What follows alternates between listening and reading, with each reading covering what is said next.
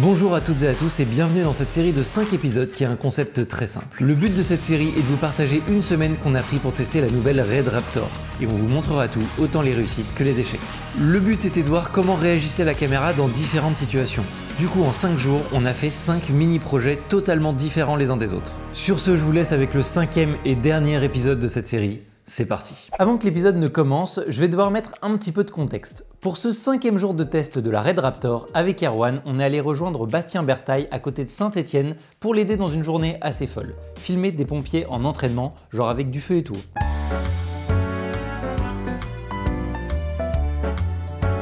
Paramétrage de caméra. Là, tu mets tes images par seconde. Alors, vu qu'il y a un making of, en fait lui c'est un techos du cinéma et du coup il fait des trucs chiants de gens de cinéma. À 1000 images seconde, on est sous-exposé. Super. Voilà. Franchement, je m'en doutais. En début de journée, les pompiers nous ont fait visiter leurs installations. On va filmer un vrai entraînement, donc pour ne pas nous mettre en danger, ils nous ont montré les zones où ils mettraient du feu et les zones qui resteront sécurisées. En sachant que là, ça a l'air facile, mais une fois qu'on est dans le noir avec la fumée et le feu, c'est très difficile de se déplacer. Ça y est, c'est le moment. On va tester pour la première fois la caméra en mode run and gun. Et même si à la base, c'est pas une caméra faite pour ça, on voulait absolument tester pour voir. Je vous laisse profiter de l'immersion.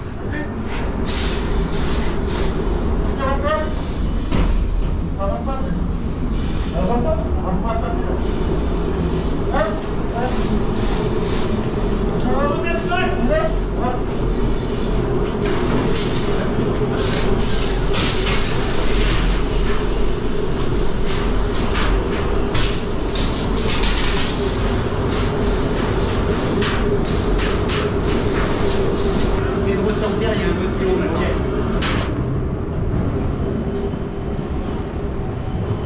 Ça va? C'était tendu. J'ai des images de merde. Ah ouais. Clairement, j'ai de la pluie sur l'optique. Bon, hors sujet, mais pour comprendre pourquoi Bastien a les yeux rouges, il faut revenir en arrière. Pendant qu'avec Erwan, on suivait les pompiers, lui était enfermé dans la pièce enflammée pour avoir un plan hyper stylé. Mais genre ça, c'est du feu. On se rend pas bien compte à l'image, mais le feu léchait le plafond. Du coup, il ne pouvait pas se tenir debout. C'était assez épique, GG à lui car clairement, je l'aurais pas fait. Je sais pas vlogger. Je peux dire un truc à la cam? Bah, vas-y. On manque de cohérence au niveau des cams. Clairement, ouais. Wave. Elles sont toutes très bien pour des trucs qui n'ont rien à voir. C'est bon, la Red va quand même niquer la reste. Je pense pas. Moi je pense que ton A7S, non, si on Attends, vas-y. Allez. Je dois cracher sur Sony ou pas là? Non, j'allais être gentil. Oui, parce que tu peux. Parce que en gros, la plus mauvaise qualité d'image c'est la Wave. Donc tu bases ton étalo sur la Wave. Et du coup après tu as juste à décliner l'étalonnage de ta Wave sur les autres cams. Du coup en fait, bah ça va passer. Et elles vont se ressembler au final. Vu que tu vas exporter au mieux en 4K, je pense que tu verras pas une différence flagrante. La fumée ça commence à faire peur. Parce que là vraiment, là je vois à peine le bout de ma main. Je sais pas si on se rend compte à la cam mais c'est hyper impressionnant. Enfin c'est là. Tu vois là.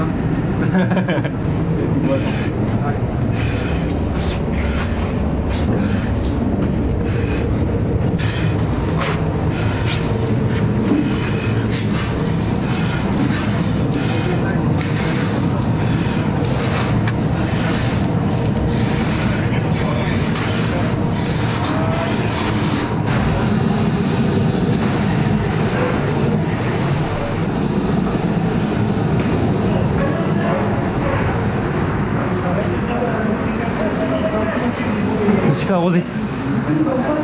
J'ai fait des plans en mode action là, j'ai pu être collé à eux, c'était trop bien. Nice.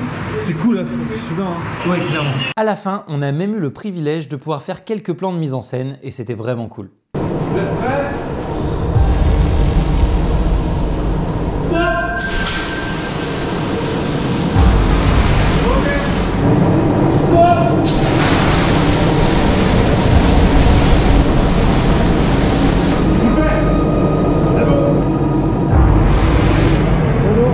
Dans le jugement, hein, mais je pense que vous êtes fait arroser.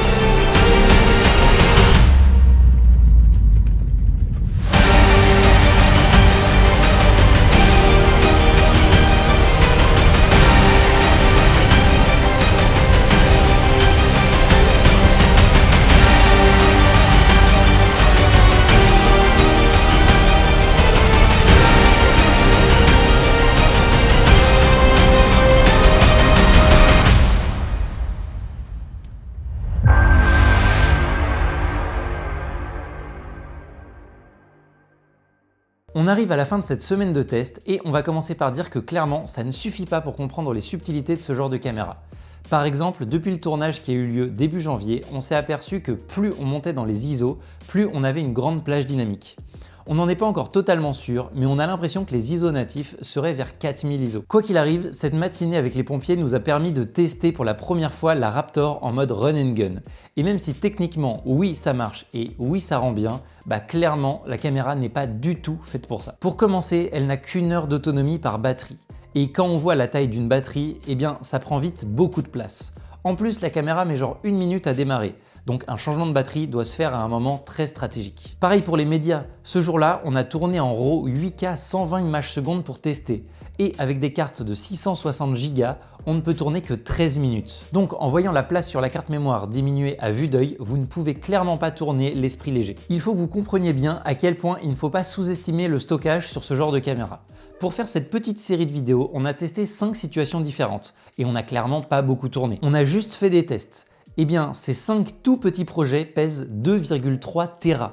Donc imaginez le poids d'un projet normal. On arrive tranquillement à la fin de cette petite série consacrée à la découverte de la Red Raptor. Si ce genre de contenu vous plaît, pensez à vous abonner, c'est vraiment important. On a également une chaîne secondaire que j'aime beaucoup sur laquelle on fait du contenu plus spontané. Retrouvez-nous également sur Instagram pour suivre nos tournages au quotidien. Merci à Erwan de m'avoir suivi sur ce projet.